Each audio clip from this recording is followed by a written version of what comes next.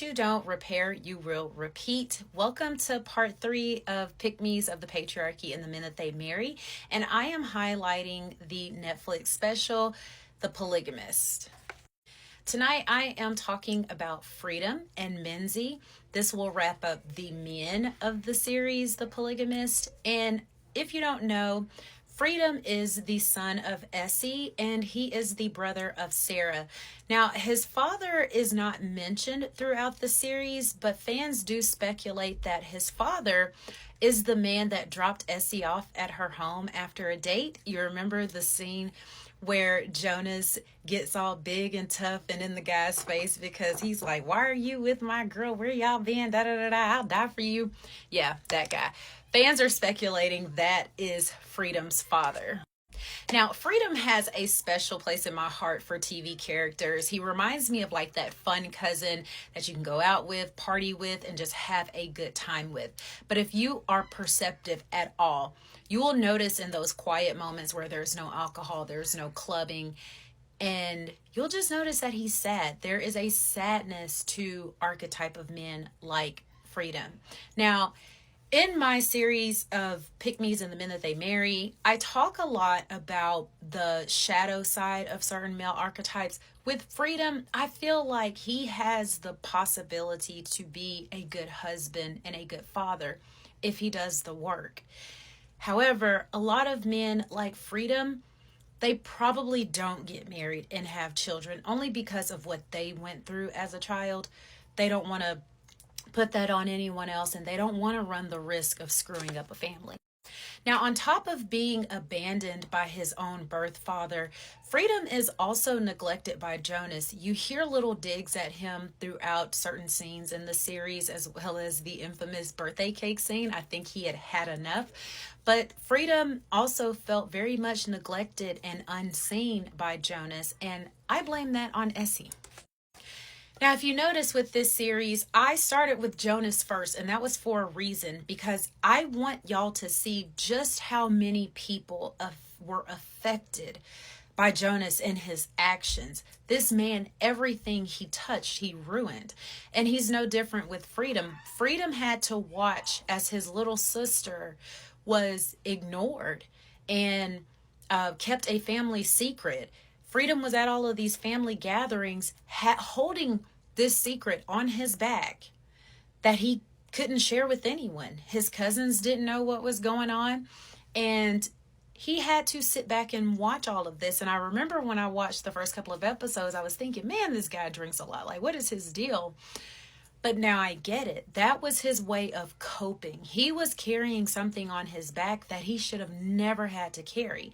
And a lot of the times when we're dealing with things that are bigger than us, that are stronger than us, we will reach for whatever we can to soothe us, okay? So just a little small tidbit, stop carrying shit for people. Now, moving on to Menzi. Menzi, you were so close to being one of my favorites, up there with Magesh and Pume and Freedom, but you just didn't make it, son, because that last scene had me ready to choke the shit out of you. What were you thinking? But anyway, remember when I mentioned that scripture the other day about fathers do not provoke your children lest they become discouraged? That is this entire Jonas-Menzi relationship and what it reminds me of. If you don't know, the definition of provoke is to deliberately stir up or cause reaction, emotion, or action. Menzi is on the track to becoming Jonas 2.0. He is on the track to becoming the emotionally unavailable husband and father archetype that his father is, that the Don Drapers of the world are. Now, I'm going to go backwards. The scene that has everyone's blood boiling was at the end at Jonas's funeral when Lindani had already gone out of the church, and then Menzi walks out a little bit later. They end up having sex. And that is why I feel like fans are so disappointed in him. However, it is not uncommon, y'all, for children of parents that have infidelities to run and do the same thing. You either lean out or you lean in.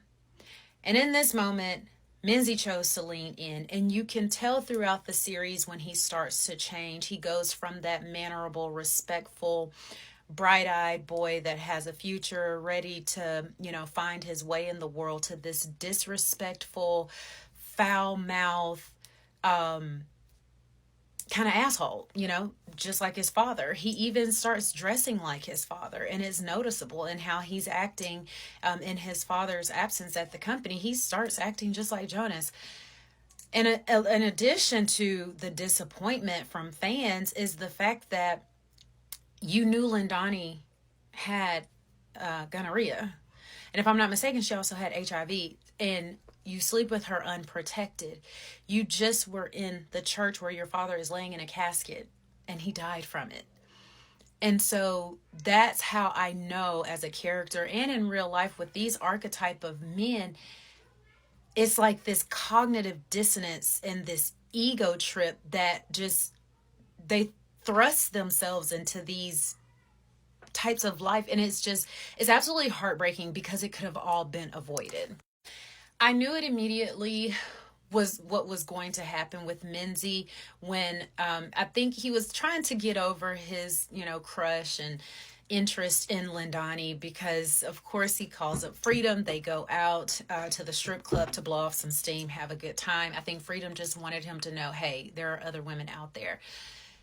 This heartbreak between that Menzi experienced from his father with Lindani being involved was quite a bit, because Menzi was very vulnerable with her. He told her, I like you. I think I love you. I would love to take care of you one day.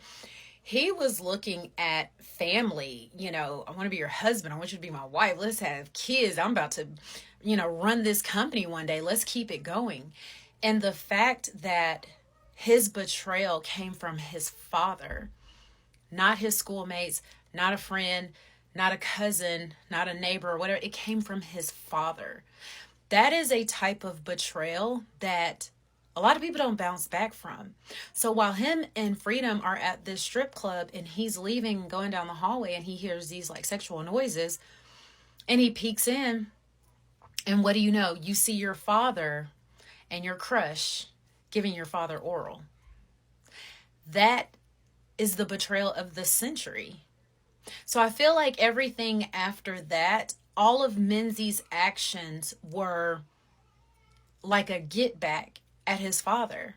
He was angry. He was pissed. Who wouldn't be pissed? You're my parent. And not only do you have a record of cheating on my mother, but now you have a record of cheating on my mother with a woman that I like and that I'm crushing on and that I've talked to you about.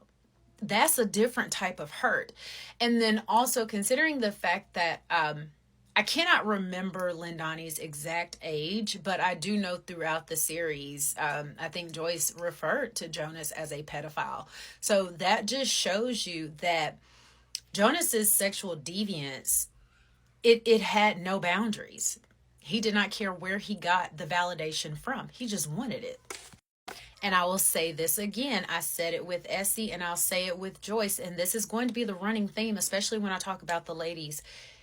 These women wanted him over their children, over money, cars, houses, status. They wanted him. And they harmed their children in the process just to say that they were Jonas's wife. There is a scene with Freedom and Essie that kind of broke me as a viewer, and it really summed up how I think children in these situations feel when they find out that their mother placed men over them. So in this scene, Freedom says, "This is all your fault. You chose to love a man instead of your own children. The love you have for money and men left you with wounded children. But what you can't see right now is that our hearts heal from alcohol abuse, and all of this is your fault. You allowed that dog Jonas to live in this house, to treat me like a dog that eats trash cans full of flies while you watched." If that ain't heartbreaking, I don't know what it is. So thank you for watching part 3. We are done with the men of the Polygamist, and we will be moving on to the ladies of the Polygamist, and my God.